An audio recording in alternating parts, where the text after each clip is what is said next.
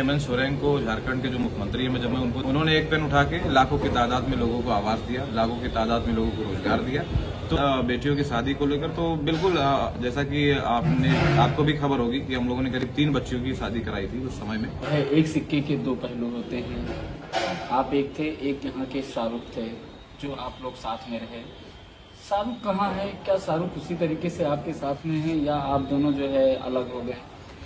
डुमरियागंज पहले तो जो है गंगी जमुनी तहजीब के नाम से जाना जाता था। यहाँ के लोग कमाली और जो है तौफीकी हुआ करते थे, लेकिन अब यहाँ हिंदू मुस्लिम की राजनीति चरम पे है।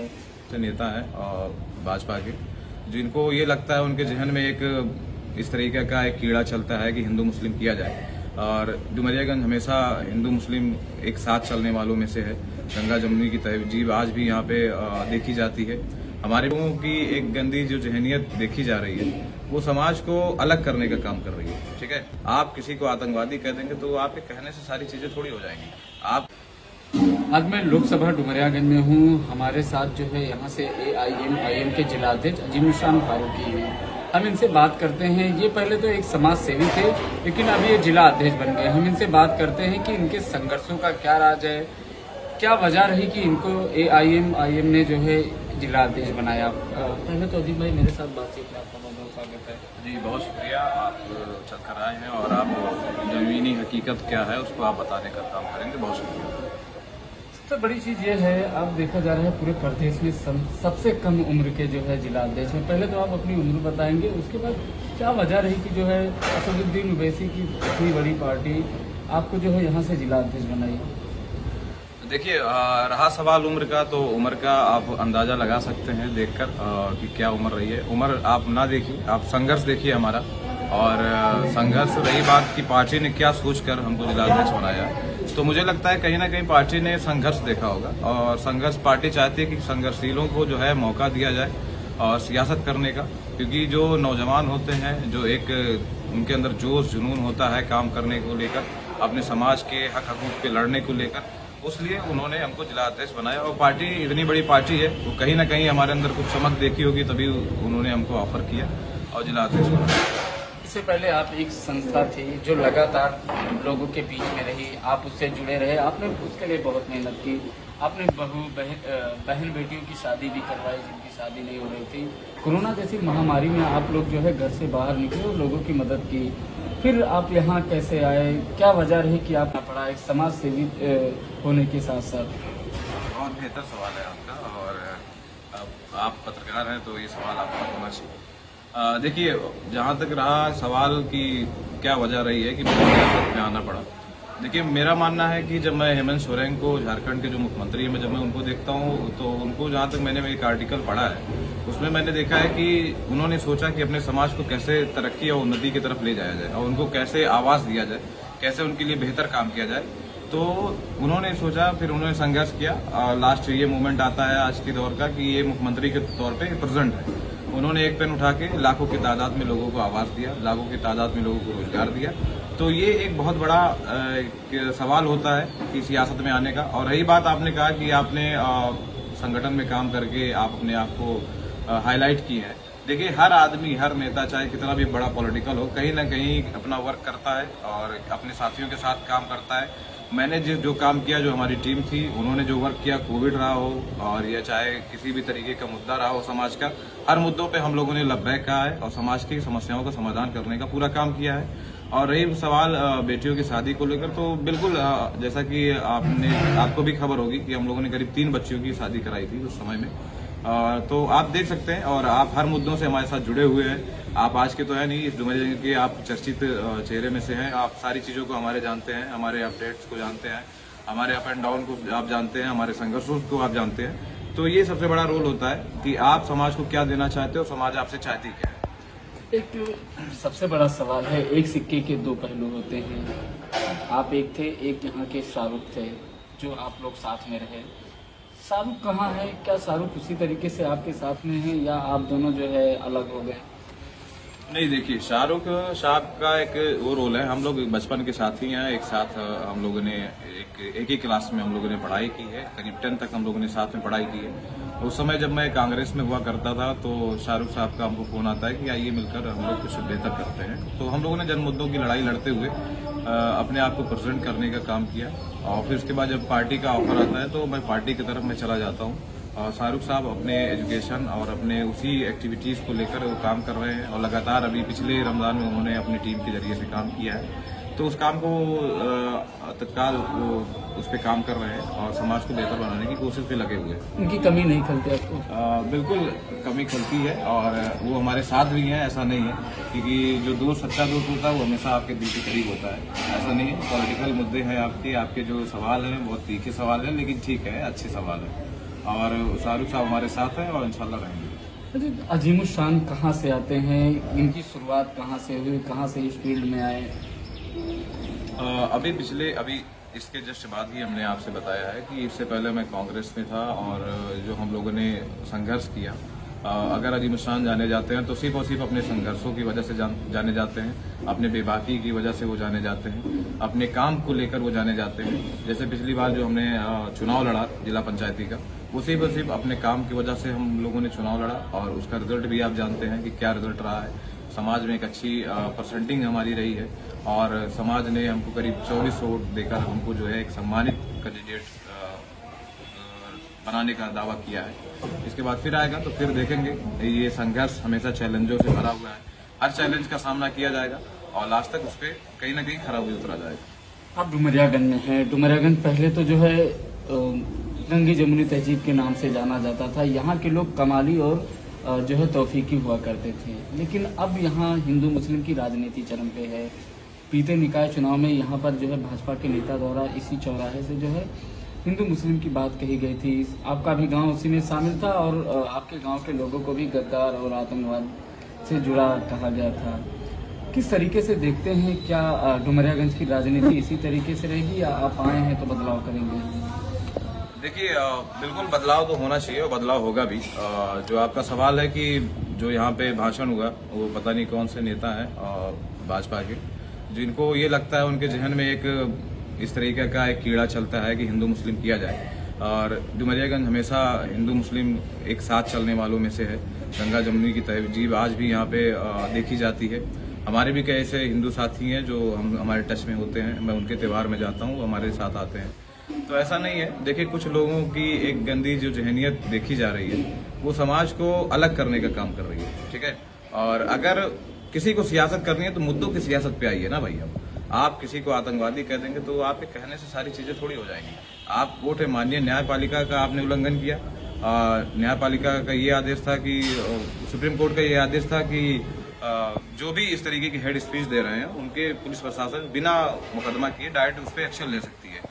लेकिन आपने हमारी रिकॉर्डिंग भी सुनी होगी जो समाज में चल रही है। मैंने एसएचओ से जब बात किया, एसएचओ साहब से, तो उन्होंने कहा उसमें इस तरीके की कोई चीजें ही नहीं है। जब मैंने उनसे कहा कि हमारे पास वो वीडियोज हैं, मैं आपको पर्सनली भेज देता हूँ, तो उसके बाद उनकी बोलती बंद हो जाती है। तो आप देख सकते हैं किस तरीके से यहाँ का प्रशासन भी भाजपा को सपोर्ट करता दिखता है और हमेशा अधीन ही होता है सत्ताधारी के पार्टी के लोगों के साथ यहाँ का जो प्रशासन है। और जिस तरीके से उन्होंने बचलिया, हल्लौर, जगमुआ और वासा और बिथरिया को उन्होंने कोड किया, तो तमाम जगहों से हमको फोन आया। अल्हम्दुलिल्लाह, अल्लाह ने जो हमको एक इस उम्र में जो हिम्मत और ताकत दी है, मैं दुआ करता हूँ कि ये हिम्मत ताकत रहे और मैं ऐसे ही जुल्म के खिलाफ अगर बोलना बगावत है तो मैं बागी। आपने तो जो है और उसी तरीके से बेबाकी से उन्होंने जो है उसका पलटवार किया, जबकि ये पूर्व के विधायक रहे तौफीक साहब की बेटी ही वो गंगा जमुनी तहजीब के नाम से जाने जाते थे। बिल्कुल, देखिए, आपने कहा कि बहुत तंज कसा उन्होंने, बिल्कुल उनको लगता होगा कि उन्होंने तंज कसा, लेकिन जो हमारा नजरिया है देखने का वो वहां तक मैं नहीं देख पा रहा हूँ कि वो किस तरीके से तंज कसी होंगी।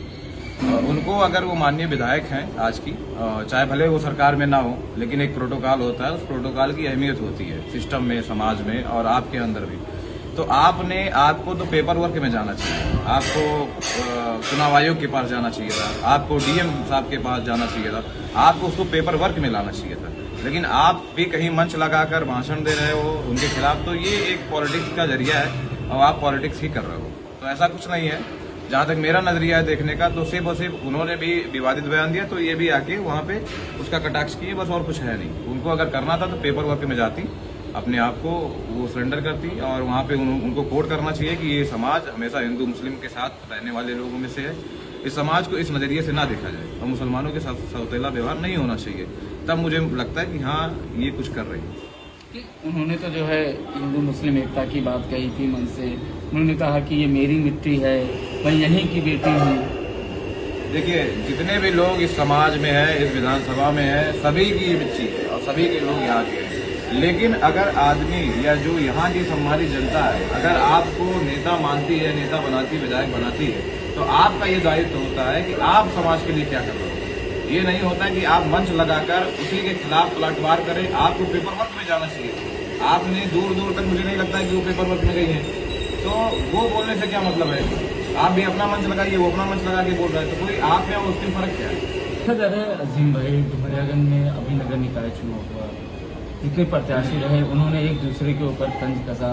नगर पंचायत को नगर पंचायत भी कहा गया। बाढ़ की समस्या से बीते वर्ष जो है डुमरियागंज काफी जूझा है।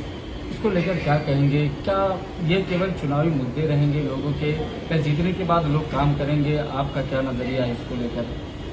देखिए जहाँ तक रही है बाढ़ के सवाल और डुमरियागंज नगर पंचायत को नगर पंचायत कहा जाए, तो उसमें कोई दो राय नहीं कहना चाहिए लोगों को, क्योंकि मेरा मानना है कि जहाँ तक जब मैं देखता हूँ डुमरियागंज को, इस जिले को, कि उत्तर प्रदेश का सबसे पिछड़ा जिला सिद्धार्थनगर है। और ये आपका जो बेल्ट है ये पूरा बाढ़ग्रस्त वाला बेल्ट है। और पिछली बार जो बाढ़ अभी आई थी आपने देखा होगा कि किसने पहल की और कौन कौन जाके पहुंचा है। मैं फिर से अगर मैं विधायक पे आता हूँ तो सारी चीज़ें खुलेंगी, तो ठीक है मैं ये रोक देता हूँ। बाकी आप लोग समझदार हैं, जनता समझदार है, चीज़ों को समझ रही है, ऐसा नहीं है। तो ये बाढ़ पीड़ित इलाका है और हर बार लोगों को बाढ़ का सामना करना पड़ता है। और बार बार जब वो उसी का सामना करे, लोगों को भी आदत पड़ गई है कि चलो ठीक है अब आ ही रहा है तो देखा जाएगा। लोग ऊंचे ऊंचे मकान बना रहे हैं, लेकिन ये लोग नहीं समझ पा रहे हैं कि चलिए जो हम नेता चुन रहे हैं, जिसको मैं सदन भेजने का काम कर रहा हूँ, उससे जाकर बात की जाए कि इस तरीके की समस्याओं का सामना हमको क्यों करना पड़ रहा है बार बार। ये लोगों को उठना चाहिए। और देखिए चाहे पॉलिटिकल हो, अधिकारी हो या कोई वकील हो, जब तक विक्टिम उसके साथ नहीं खड़ा होता है कोई उसकी लड़ाई नहीं लड़ पाएगी। आपने विधायिका जी पर तंज कसा। हम लोग जो है विधायिका जी के साथ में कवरेज करने गए थे बाढ़ग्रस्त क्षेत्रों की। वहाँ पर जो है एक बच्ची की मौत भी हुई थी, इसको लेकर वो जो है अपनी स्टीमर छोड़ के उसकी डेड बॉडी को जो है बाहर भेजी थी दफनाने के लिए। निवर्तमान विधायक राजेंद्र जी की बात की जाए तो वो भी लगातार क्षेत्र में चल रहे थे, आप क्षेत्र में चल रहे थे, तो क्या माना जाए? नहीं ठीक है, देखिए इस तरीके की अगर आपदा आ रही है तो किसी भी खेमे का नेता हो, विधायक हो या कोई भी हो, लोगों को एक साथ निकलना चाहिए। ये हमारे समाज की खूबसूरती है और इस देश की खूबसूरती है कि हर नेता अगर उस वक्त खड़ा होता है जब जनता परेशान होती है, लोग परेशान होते हैं, जब लोगों को की हालत बहुत पस्त होती है, तो हर समुदाय के नेता, हर खेमे के नेता निकल कर आए। ये एक समाज में एक अच्छा मैसेज है और इस समाज को यही चाहिए कि हमारे मुसीबत में जो काम आ रहा है वो ये अपना है। और यहाँ कोई पॉलिटिकल नज़रिए से आप ना देखिए। अगर हम पॉलिटिकल चश्मे को उतार देते हैं तो वहाँ देखते हैं कि वहाँ वो लोग खड़े थे जो तकलीफ में थे, उनके साथ वो हमदर्द खड़े थे, उनके अपने खड़े थे। बस इसको इस तरीके से देखा जाए तो चीज़ें बेहतर होंगी। आपके नज़रिए से क्या है? नहीं, मेरे नज़रिए से मैं अपना ही नज़रिया बता रहा हूँ, बाकी समाज है वो अपना नज़रिया तय कर सकती है। ये मेरा ही नज़रिया है, मैं भी उसमें पॉलिटिकल हो सकता था। मैंने भी स्टीमर चलाई और रघुविंदर विधायक जी ने हमारे खिलाफ पोस्ट की, तमाम चीज़ों को उन्होंने लिखा, उनके तमाम जो कमेंट्स मैंने पढ़े, उसमें जाके लोगों ने गालियाँ बकी, तमाम चीज़ों को उन्होंने कहा लोगों ने। तो ये लोगों की जहनियत को कोड करता है कि ये लोगों की जहनियत क्या है और क्या होनी चाहिए। आप जब किसी के दर्द में भी अवसर तलाश करते हैं तो वो चीज़ें ठीक नहीं है ना। दर्द में अपना प्रचार नहीं करना चाहिए। जैसे विधायक अगर मैं देखता हूँ मुख्यमंत्री जी को जब वो भी बांटते हैं कुछ, तो भी अपना फोटो अपने थैले में डालते हैं। तो समाज है, जनता अपने नामों से अपने कामों की वजह जानी जाती है। जो पॉलिटिकल लोग हैं वो अपने वर्क को करेंगे तो समाज उनको समझेगी, जनता उनको समझती है, और इसका असर भी हमने देखा है, ऐसा नहीं है। बाढ़ की बात की जाए, आपका ही एक पोस्ट खूब वायरल हुआ था जिसमें आपने जो है निवर्तमान विधायक और मौजूदा विधायक पर जो है तंज कसा था कि टाफी बांट रही है। नहीं देखिए, टाफी बांटने का सवाल ये है, टाफी वो बांट रही थी, बिल्कुल जाहिर सी बात है, बच्चों को टाफी दे रही है। बाकी जो बुजुर्ग थे उनको भी 2 रुपये का पार्ले भी दे रही थी, ऐसा नहीं है। मैं ये नहीं कह रहा हूँ कि वो टाफी दे रही थी, कुरकुरे भी दे रही थी, ऐसा नहीं है। तो बाकी वो अंदर से क्या मदद की होंगी और जो यहाँ का पूर्वांचल सम्मान निधि जो आता है उस पर उन्होंने क्या किया है भाई वो जानती हैं। और ये जानने का हक मीडिया को भी है और उसको समाज में प्रेजेंट करने का भी ये आपका ही राइट है। तो आप इस पर क्या काम कर रहे हैं, ये आपके ऊपर सवाल हो जाएगा। रही बात, मैं थोड़ा सा पॉलिटिकली अगर हूँ तो जाहिर सी बात, मैं विपक्ष का मैं रोल हमेशा अदा किया हूँ और करता रहूंगा इंशाल्लाह। जब तक इस बॉडी में सांस रहेगी मैं जुल्म के खिलाफ लड़ता रहूंगा। अगर किसी को बुरा लग रहा है तो लगने दीजिए, कोई दिक्कत नहीं, लगना भी चाहिए। एक चीज ये है, आप संघर्षों की बात कर रहे हैं, आप लगातार संघर्षों से जुड़े रहे, आपने समाज के लोगों के लिए आवाज उठाई, किसी भी तरीके का मुद्दा हो आप सबसे पहले खड़े हुए, किसी तरीके का विवादित बयान आया आप पहले सबसे थाना चौकी जहां भी पहुंचना था आप सबसे पहले पहुंचे, इसका क्या राज है? देखिए, बहुत अहम सवाल और ये मुझे लगता है जनता भी इस चीज़ को समझती है। और जहाँ तक अगर मैं इस तरीके के सवाल पे मैं खड़ा होता हूँ तो ये सीधा सबसे पहले अल्लाह का बहुत बड़ा रहमो करम है। दूसरा ये है कि अगर मैं सियासत कर रहा हूँ तो जो मेरे बेबाकी का एक उसूल है कि मैं बेबाक होकर मैं बात करता हूँ, अधिकारी है, प्रशासन है, जो भी है, इसलिए बात करता हूँ क्योंकि मुझे अपने फंडामेंटल राइट्स पता है। मैं इसलिए बात करता हूँ क्योंकि मैं दलाली नहीं करता हूँ। मैं इसलिए बात करता हूँ क्योंकि मैं मक्कारी नहीं करता हूँ। मैं इसलिए बात करता हूँ क्योंकि किसी का छीन झपट के मैं खाता नहीं हूँ। मेरे अंदर चिटरई नहीं है, मेरे अंदर और भी इस तरीके की एलिगेशन नहीं आते हैं। तो इसलिए मैं उन मुद्दों पे, और वही चीजें मुझे ताकत देती है कि मैं बेबाक बनूँ, और इसीलिए मैं बेबाकी से अपनी बातों को रखता हूँ और उसका असर समाज देखती है। आप हर फील्ड में गए, लेकिन डुमरियागंज हो या पूरा सिद्धार्थनगर जिला, आप जिला अध्यक्ष हैं यहाँ के, स्वास्थ्य महकमे के नाम पर जो है गरीब जनता को जमकर लूटा जा रहा है। कई लोग जो है मौत के घाट उतार दिए गए, कई अस्पताल में जो है डॉक्टर नहीं रहते हैं, फर्जी डॉक्टर जो है इलाज करते हैं। किस नज़रिए से देखते हैं आप, और आपके कई साथी भी डॉक्टर हैं?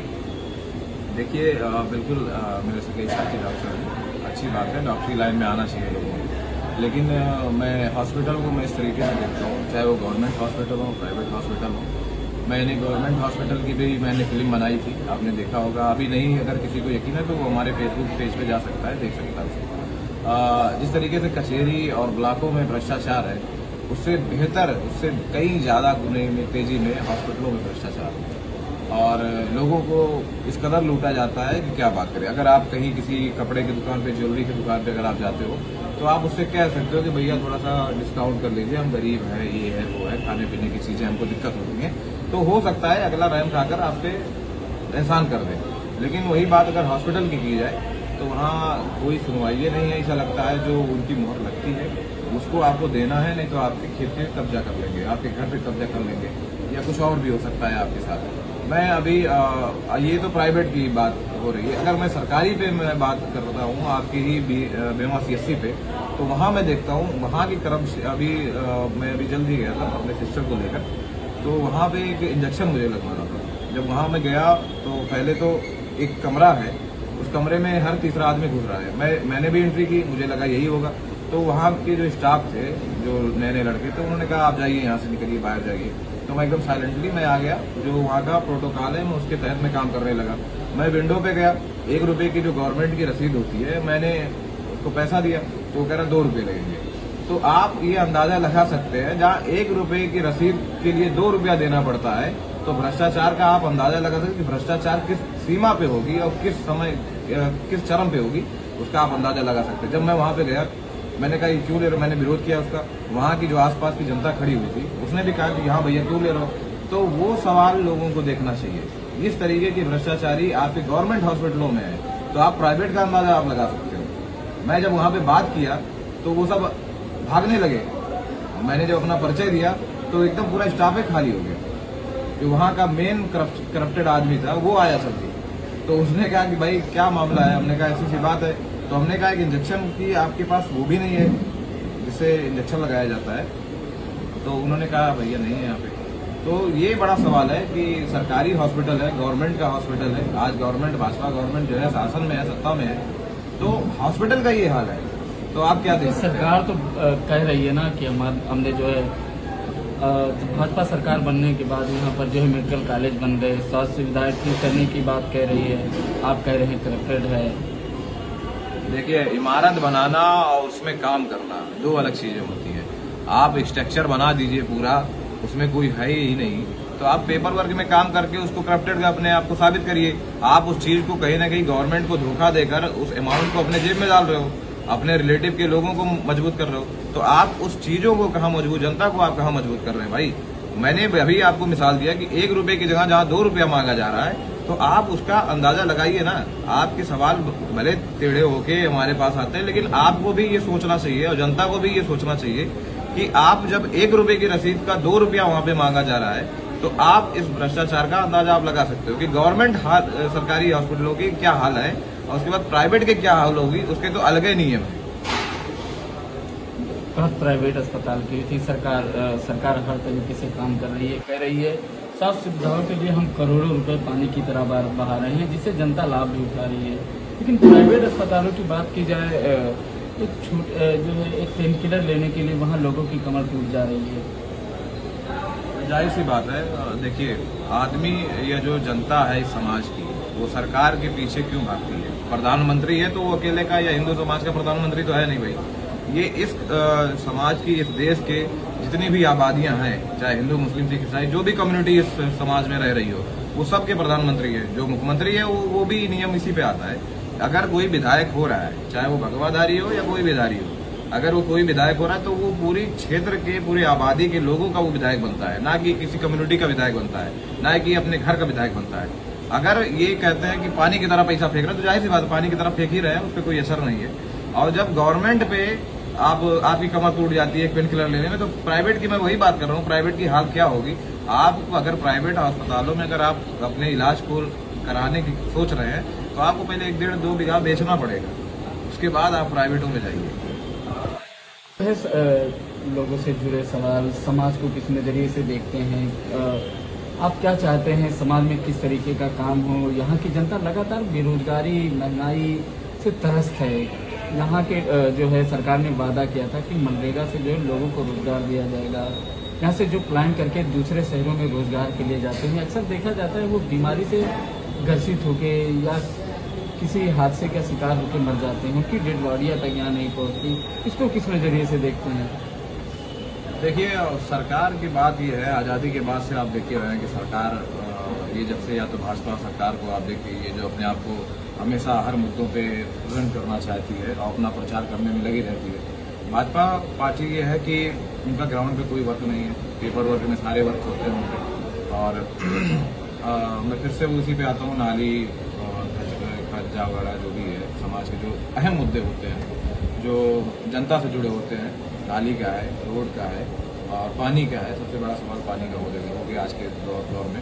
अभी आपने देखा होगा कि सरकारें किस तरीके से काम कर रही हैं। आप अपने डुमरियागंज की हाल देख लीजिए, यहाँ पे जितने भी चीजें हो रही हैं, अगर ये जनता सोच ले, मैं अपील करता हूँ प्रधानमंत्री से कि हमारे यहाँ को हिंदू भाइयों को जो पेट्रोल की कीमत है, मैं भी 100 रुपये में देता हूँ, जो हमारा हिंदू समाज का जो हमारा दोस्त है वो भी 100 रुपये में देता है। ऐसे एक बार हमारी बात हो रही थी, तो हमने कहा यार, जो ये भाजपा सरकार हिंदू और मुस्लिम का कार्ड खेल रही है, उसको, उस नजरिए को आप देखिए जरा, और उस पर ये सोचिए कि अगर 100 का पेट्रोल मैं ले रहा हूँ तो 100 का पेट्रोल आप भी ले रहे हैं। तो वो सरकार जो हिंदू होने का बहुत बड़ा वादा करती है और पता नहीं क्या क्या उनके प्रोपेगेंडाज है, जो समाज में एक्टिविटी हमेशा एक्टिव रहते हैं। तो आप यहाँ से सोचिए कि अगर मैं 100 का पेट्रोल ले रहा हूँ तो 100 का पेट्रोल आप भी ले रहे हो। तो इस चीज को आपको सोचना चाहिए। वो अगर हमारे में और आप में कोई फर्क नहीं है, क्योंकि जो महंगाई का मैं शिकार हूँ वही महंगाई के शिकार आप भी हैं। तो अगर इस तरीके की चीजें हैं, मैं चाहता हूँ प्रधानमंत्री, मुख्यमंत्री जी से कि हमारे हिंदू भाइयों को 50 रुपए की लीटर आप पेट्रोल दीजिए। सरकार तो सबका साथ सबका विकास की बात करती है ना, आप ये हिंदू मुस्लिम क्यों घुसा रहे हो? देखिए, हिंदू मुस्लिम में इसलिए घुसा रहा हूँ, इसमें घुसाने का कोई सवाल नहीं है। ये लोगों को दिखता है, ठीक है, और समाज इस चीज को देखती भी है कि कौन सी सरकार किस तरीके से काम कर रही है। तो आप अभी तमाम मुद्दे हैं यार, कितने मुद्दे को मैं जुड़ा हुआ यहाँ पे बैठ के, तमाम चीजें समाज में चल रही है। आप किसी भी मुद्दे को, किसी भी साइड को, सोशल साइड को आप खोलिए, उसमें आपको वही दिखेगा। तो मेरे घुसाने से कुछ नहीं होगा यार। मैं कह रहा हूँ कि समाज को, लोकतंत्र देश है ये, हर आदमी आजाद है, सभी के फंडामेंटल राइट्स हैं। तो वो नजरिया जो है भाजपा की तरफ से है ना, मेरे कहने से खुद थोड़ी कुछ होगा। मैं तो चाहता हूँ कि मेरा प्रधानमंत्री अगर कोई बने तो बैरिस्टर वैसे साहब बने। तो मेरे कहने से अगर हो जा रहा है तो बिल्कुल बेशक बनाइए आप बैरिस्टर वैसे साहब को, फिर देखिए समाज किस तरीके से चलता है। सरकार ने जो है रोजगार देने का वादा किया था, लेकिन रोजगार के नाम पर जो है यहाँ से मजदूर प्लान करके दूसरे शहरों में जाते हैं और वो हादसा और घटना का शिकार होते हैं और उनकी मौत हो जाती है, उनकी डेड बॉडी यहाँ तक नहीं पहुँच पाती है। इसको किस नज़रिए से देखते हैं आप? इसको इस नज़रिए से देखा जा रहा है कि जो समाज है यहाँ पे, चाहे युवा हो या किसी भी कास्ट का या किसी भी एज का एक इंसान हो, अपने परिवार को चलाने के लिए उनके दो निवालों की व्यवस्था करने के लिए वो जद्दोजहद करता है। चाहे वो रक्षा चलाने वाला हो या हमारा मुंशी भाई हो या सब्जियां बेचने वाला कोई साथी हो। तो हर आदमी जिस तरीके सरकार कहती है कि सबका साथ, सबका विकास और सबका विश्वास, तो ऐसा कुछ नहीं है। इनके जो नारे आते हैं कि बेटी बचाओ बेटी पढ़ाओ, वो उस नारे का भी असर आपने देखा है। तो इस नारे का भी इनका असर आपको दिखता होगा। समाज देख ही रही है, देख इसलिए रही है क्योंकि इस जो आपका सवाल है कि लोग पलायन करके मुंबई जाते हैं और बड़े बड़े महानगरों में जाते हैं, तो ये सबसे बड़ा वजह ये है, सबसे बड़ी रीजन ये है कि यहाँ गवर्नमेंट नौकरियां देने में असमर्थ है। इनके पास कोई इस तरीके का सिस्टम ही नहीं है कि वो किसी को नौकरी दे पाए। इनके सिर्फ इनका ये जो एजेंडा है सिर्फ और सिर्फ ये है कि लोगों के जहन गंदा किया जाए और लोगों को लड़ाने का काम किया जाए। वो ना किसी की निवालों का वो व्यवस्था कर सकते हैं, ना किसी के एजुकेशन का वो व्यवस्था कर सकते हैं, ना किसी की सुरक्षा का व्यवस्था कर सकते हैं, ना बेटियों के सम्मान का व्यवस्था कर सकते हैं। उन्हीं के पार्टी के लोगों की आप वीडियो लगातार ट्विटर, फेसबुक और तमाम सोशल साइटों पे आप देखते होंगे, उन्हीं के विधायक जो है बलात्कार करते हैं, शोषण करते हैं अपने पार्टी के लोगों का। तो आप वो चीज को देखिए कि क्या बेटी बचाओ, क्या बेटी पढ़ाओ और क्या अपना विश्वास, सबका साथ सबका विश्वास और पलाना धमकाना जो भी है इनका। तो आप वो देख रहे हैं, जनता भी इस चीज को समझ रही है और जो पढ़ी लिखी समाज है वो इस चीज को नकार भी रही है। आप देखिएगा, आप अक्सर सुर्खियों में रहे, अधिकारी हो या कर्मचारी, अक्सर आपके वीडियो और ऑडियो वायरल हुए, अब भी बाकी से उनसे बात करते नजर आते हैं, इसकी क्या वजह है? अभी आपके तीसरे या चौथे सवाल में हमने इस चीज़ को कवर किया था कि जिस तरीके से, देखिए मेरा मामला मानना ये है कि अगर आप किसी काम को कर रहे हो तो बहुत ही ईमानदारी से उस काम को करिए। अगर आप उस काम में बिजनेस ढूंढोगे, अगर आप उस काम में पैसा ढूंढोगे, जैसे अक्सर जो है मीडिया साथी करते हैं ये लोग, तो उस चीज़ को लोगों को समझना चाहिए कि आपके लिए कौन बोल रहा है, कौन लड़ रहा है और कौन लड़ना चाह रहा है। तो समाज को भी चाहिए कि ऐसे लोगों का साथ दे। तो मैं बेबाकी से बोलता हूँ। इसके पीछे एक बहुत बड़ा रीज़न है। सबसे पहले तो मैं अल्लाह रब्बुल इज़्ज़त का बहुत बड़ा रहम करम है कि इस बॉडी में मेरे पास कुछ है नहीं, इस बॉडी में एक कलेजा है जो बहुत दमदार है, जो हमेशा जुल्म के खिलाफ लड़ा है और इंशाल्लाह लड़ता रहेगा जैसे जब तक इस बॉडी में सांस चलेगी। और अगर बगावत करना गलत है तो मैं हमेशा बगावत करने के लिए मैं तैयार हूँ और मैं उस गलती को भी मैं करने के लिए तैयार हूँ। अगर जुल्म के खिलाफ बोलना गलत है तो मैं वो गलती मैं बार बार करूँगा। सबसे बड़ा सवाल ये है कि मैं बेबाकी से मैं इसलिए बोलता हूँ क्योंकि मेरे अंदर चिटरई नहीं है। मेरे अंदर किसी का मैं 50,000 नहीं लिया हूँ, किसी का मैं 20,000 नहीं लिया हूँ, किसी को मैं नौकरियों का झांसा नहीं दिया हूँ कभी तक कि मैं अभी आपका ये करवा दूंगा, आपको फलां जगह भी लगवा दूंगा, ये करवा दूंगा। उससे मैंने करप्टेड टाइप का अपने आप को नहीं बनाया है। मेरी जो इमेज है, आप समाज के तीसरे व्यक्ति को पकड़ लीजिए, किसी भी पार्टी के लोगों को पकड़ लीजिए, पूछिए कि हमारी जो इमेज है समाज में लेने देने वाली वो किस तरीके की है। ठीक है, कोई एक व्यक्ति नहीं है जो हमारे ऊपर एलिगेशन लगा सकता है कि मैं किसी का 10 रुपया खाया। ये ऑन रिकॉर्ड मैं आपके माध्यम से, आपके न्यूज के माध्यम से मैं समाज को ये बताना चाहता हूँ कि एक खिलाफ बंदा अगर हमारे खिलाफ आप खड़ा कर दीजिए, इसका मैं 10 रुपया खाया हूँ या 10 रुपये की उसकी चाय पिया हूँ, मैं सियासत को अभी मैं छोड़ दूंगा। इससे बड़ी चैलेंजिंग मेरे लिए कुछ नहीं है, क्योंकि जो भी समाज की पार्टी के जो भी लोग काम करते हैं वो अपने काम को एक बिजनेस के उस पर कन्वर्ट कर लेते हैं। ठीक है, तो मैं बेबाक इसीलिए हूँ क्योंकि मैं न थाने की दलाली करता हूँ, न मैं कचहरियों की दलाली करता हूँ, न मैं हॉस्पिटलों की दलाली करता हूँ। मैं कहीं इस तरीके से मेरा कोई करप्टेड एरिया नहीं है। मैं बेबाकी से इसलिए बोलता हूँ क्योंकि मुझे जो हमारे साथ चल रही जनता है वो मेरे साथ रहती है और मेरे ईमानदारी को समझती है, मेरे जज्बात को समझती है, मेरे दमदारी को समझती है। उसी वजह से मैं बेबाकी से मैं बोलता हूँ और इस चीज़ को जनता भी जानती है कि मेरे जो रिकॉर्डिंग्स वायरल होते हैं जो हमारी टीम करती है और जो मेरे लोग मेरे साथ काम करते हैं, उनको भी यकीन है कि मैं किसी अच्छे लोगों के साथ मैं जुड़कर मैं अपने समाज को बेहतर दिशा देना है। आपको डर नहीं लगता बुलडोजर आपके घर ना पहुंच जाए? देखिए, बुलडोजर जहाँ तक रही बात, मेरा मानना है कि बुलडोजर से लोगों को नहरें साफ करनी चाहिए और जब ये सरकार किसी का आवास नहीं बनवाने के काबिल है तो किसी के घर पे बुलडोजर चलाने का उसका कोई अधिकार नहीं। अगर देखिए, आपके बुलडोजर से ये देश नहीं चलेगा, ये देश संविधान से चलेगा। आप अपने बुलडोजर का डर किसी को दिखा नहीं सकते। अगर आप चला दोगे तो चला दीजिए ना, कोई दिक्कत थोड़ी है यार। हम लोग देखिए, मेरा मानना, ये मेरा ईमान है कि जब मैं पैदा हुआ तो मेरे तन पे एक धागा नहीं था। अल्हम्दुलिल्लाह अगर मेरे तन पे ये लिबास है और ये कपड़े हैं तो मैं उस परवरदिगार का मैं बहुत शुक्र अदा करता हूँ कि इस समाज में मुझे अल्लाह ने नंगा पैदा किया और आज मैं पहना हूँ, तो कोई वो बहुत बड़ा रहमो करम है ऊपर वाले का। अगर बाबा जैसे लोग जो हमारे मुख्यमंत्री कहे जा रहे हैं, उनको अगर इस बात का ये लगता है कि हम किसी के यहाँ बुलडोजर चलवा देंगे, किसी के ऊपर बुलडोजर चलवा देंगे, किसी के आवास को हम, जैसे एक ये होता है ना कि देहात में एक चीज होती है कि जब मैं नानी के यहाँ जाता था तो ये लोग कहते थे कि देखो किसी चिड़िए को परिंदे को ना मारना, उसके घोंसले को ना निकालना। तो ये हमारा जो तहजीब तरीका जो हमने बचपन से सीखा है और जो हम लोग सीखते हैं, तो उस तहजीब और तरीके को हम लोग अमल में लाते हैं। और जो भाजपा सरकार, जो गवर्नमेंट है, वो बुलडोजर की बात करती है। हम संविधान की बात करेंगे, आप बुलडोजर की बात करिए। आप नफरत की बात करोगे, हम मोहब्बत की बात करेंगे। आप हमको सीने पे गोली मारोगे, हम आपको सीने से लगाएंगे। तो यहाँ नफरत के जवाब हम मोहब्बत से देने के लिए मुझे आता है। थे हमारे साथ अजीमुस्सान फारूकी जी, इनका कहना है भारतीय जनता पार्टी बुलडोजर की बात करती है और हम संविधान की बात करते हैं। फारूकी अमीन, सिद्धार्थनगर।